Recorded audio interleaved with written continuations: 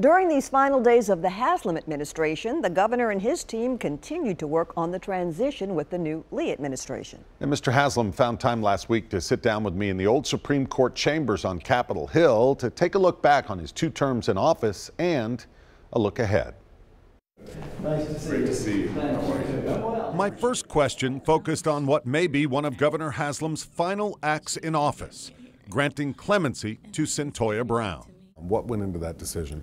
Any decision you look at with clemency or commutation is really hard because there's always lots to consider, from what happened in the original crime to what's happened since then. Nobody really wants us making a decision based on how many tweets go out about something or how many phone calls we get. And to set all that aside and not to treat her any better or any worse because of that. During his 8 years as governor, the political landscape in Tennessee has changed. Republicans now have a stronghold on the State House.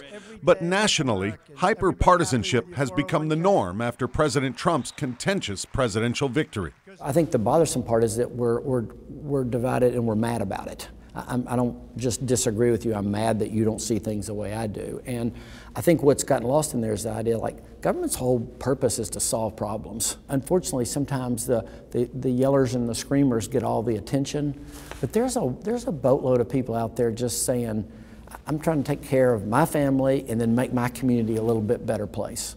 And that's what you run into most of the time.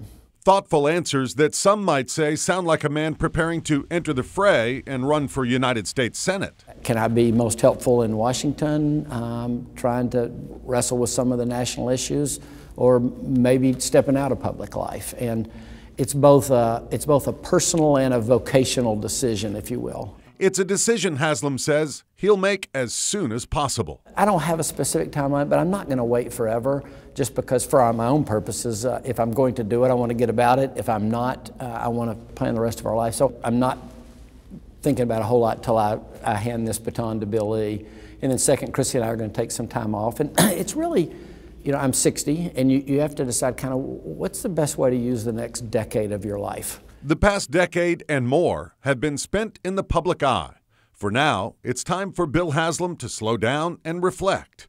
And that, he says, is an emotional process. How often do you get to walk? You know, actually, I walk it all the time, but I'm usually hurrying. There's usually people everywhere. One of the things I want to do in my last week or two is come back here all by myself and just slowly wander around and be able to pay attention to the stuff that you don't. You start thinking about the things that have happened, the people that you've done it with, the battles won and lost, and then the differences hopefully you've made, and it gets to me every time. Haslam says after the inauguration, he and his family will take a much-needed vacation overseas, and that's when he'll make up his mind about whether he'll run for the Senate.